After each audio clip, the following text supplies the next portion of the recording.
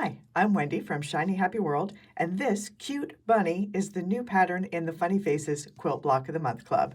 So when I say new, it is June 1st, 2024, and if you are in the Funny Faces Club, you should already have gotten a link to download this cute bunny pattern.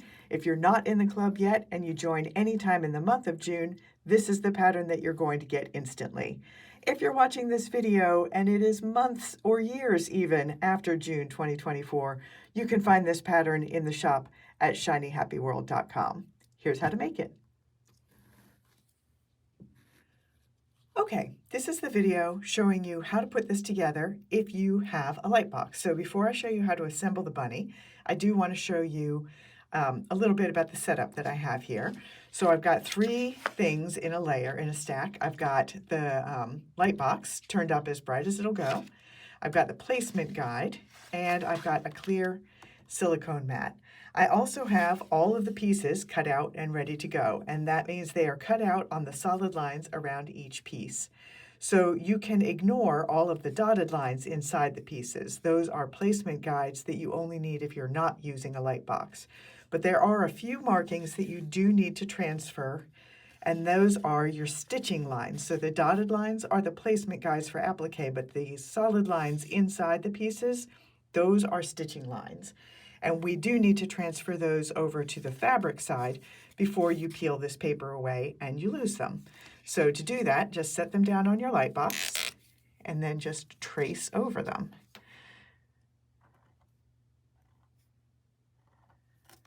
So we've got eyelashes, and we've got whiskers,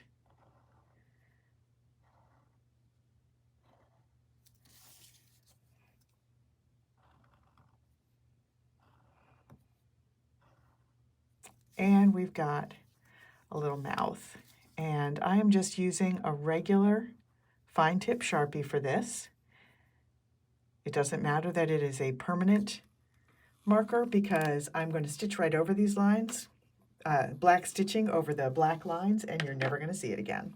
So now that I've got those prepared, I am ready to start layering, and we are going to start with piece number 1 because the numbers not only tell you which piece is which, they also tell you what order to lay them down in. So piece number 1 is his shoulders, number 2 is one of his ears,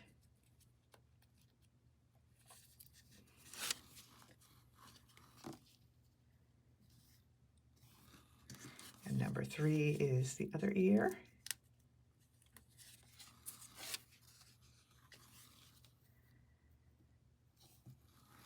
and then number 4, he has darker inner ears. This is one that I am making. I'm going to use it as an Arctic hare on the Arctic Chill quilt pattern or bundle of creatures. And if you look at pictures of an Arctic hare, they have darker gray inside their ears. They also sometimes have a little black tip on their ears, but not always. So now we are up to number 6, which is that face. Such a cute face.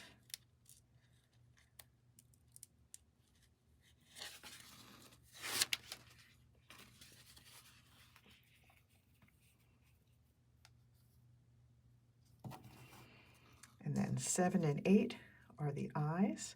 They are identical, so it doesn't really matter which one goes where.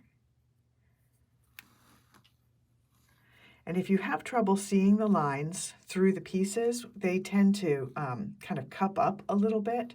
You just need to touch it down. You don't have to press hard, but just make contact between all the layers, and those lines will show right up, even through a very dark fabric.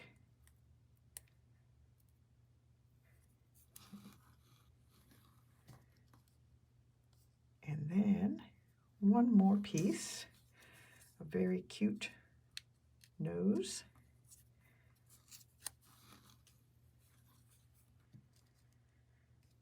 All right, so the next step is to very carefully lift up this silicone mat. You want to just lift the entire thing up, carry it over to the ironing board, and then fuse it down right on the mat. So that's going to make it kind of fuse to the mat, but because it's silicone, it'll release. So fuse it down, all the pieces together, then let it cool, and then peel it all up, and then you can position it on your final block. Speaking of positioning, one thing I forgot to mention is that this is snapshot style. So it is like I have snapped a photo of that cute little bunny and I just zoomed way in on his face. So he has a body, it's just not showing up in the picture. And to get that look, you want to have shoulders but have them be cropped off in the bottom edge of the block. So when I position this in my block, I'm going to position the raw edge at the bottom of his body with the raw edge at the bottom of the block. And then I'll do that final fuse into place. If you don't want it to look like a snapshot, you can do it what I call emoji style, and for that, just leave the shoulder pieces off, and then you can center the floating head inside the block. So I'm going to fuse it all into place, position it on my block, do the final fuse, then take it to my sewing machine, and I'll do outline stitching on all of the pieces, and then I will bring it back here and show you the finished block, and also show you several other versions that I made in different colors for different collections that I'm putting together. So here's the finished bunny block. I did all of the outline stitching in black thread. That's kind of my favorite way to do it. It gives it a little bit of a cartoony look.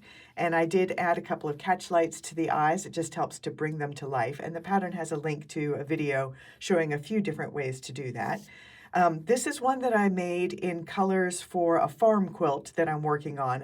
It's all different farm animals, and they all have the animals are all made out of this kind of ginghamish print and then some coordinating prints from the Farmers Market blenders.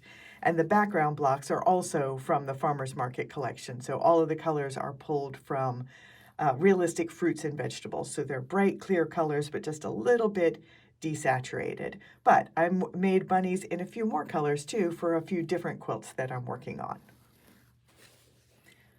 So for this one, I made a white bunny, and it's actually from the oyster blenders, and the background is from the surf blenders. So both of those are from the Sea Breeze collection. So it's all kind of beachy, sun-washed, faded kind of colors. And this is for a collection that I'm putting together of all Arctic animals. So they'll all be colors from the Sea Breeze blenders for the faces, and all of the backgrounds are going to be this kind of muted blue. And I've got another one. So this is another white bunny, but this one uses blenders from the Animal Kingdom collection. So these are all a different shade of white, a little bit brighter white and brighter grays. And the background blocks for all of the ones in this collection are from the Strawberry Blenders collection. So it's going to be all different pets on pink backgrounds. And then I've got one more version of the bunny that I made. So again, this is another one that's in realistic colors. So this is also from the Animal Kingdom's blenders, all the shades of brown. I call them grizzly blenders. And the background block is from the avocado blenders. So this is for a collection that I'm working on of woodland animals that are all in natural colors for the animals from the Animal Kingdom blenders, and all avocado greens for the background blocks. So that is the bunny block, the new pattern in the Funny Faces Quilt Block of the Month Club for June. I'm Wendy from Shiny Happy World, and I will see you next month.